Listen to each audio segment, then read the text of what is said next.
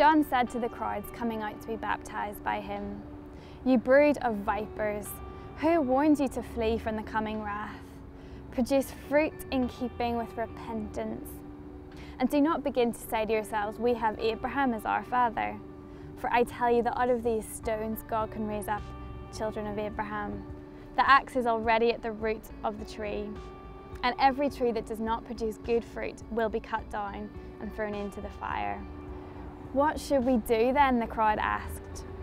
John answered, "The man with 2 tunics should share with him who has none, and the one who has food should do the same."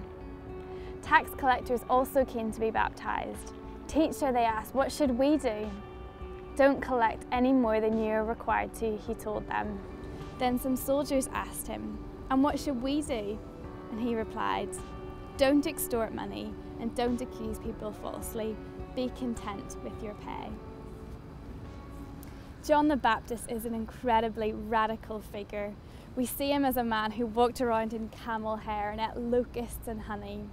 But the most radical thing about John is the way in which he begins his ministry and the words that he speaks to the crowd.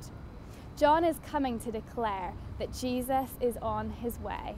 The much awaited Messiah is about to arrive on the scene. Everybody is waiting, everybody is expectant for the arrival of the King, and John is the last voice in preparation. So everyone's desperate to know, what should we do and how can we prepare? John's message is one of radical justice and generosity. So simple, yet so extreme. He who has 2 tunics, share with the guy who doesn't have any. If you've got enough food, share with those who don't. This message that John brings is just a tiny foreshadow of the incredibly radical message that Jesus will bring. Bless those who persecute you, turn the other cheek, go the extra mile. Justice and generosity are what must mark out your lives as Christians.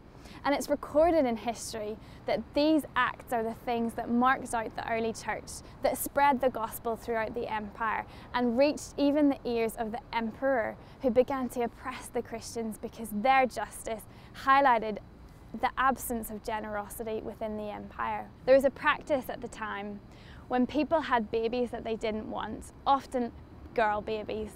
They would put them out into the street and expose them to death. So it was a frequent practice when people didn't have enough to care for their babies. What the Christians did was to go around and collect these unwanted babies and raise them as their own. Incredible generosity and justice that stood out in their cities. As we reread this passage, let's ask ourselves this question: how can we live lives of radical generosity this Christmas? What should we do? John answered, "The man with 2 tunics should share with him who has none, and the one who has food should do the same."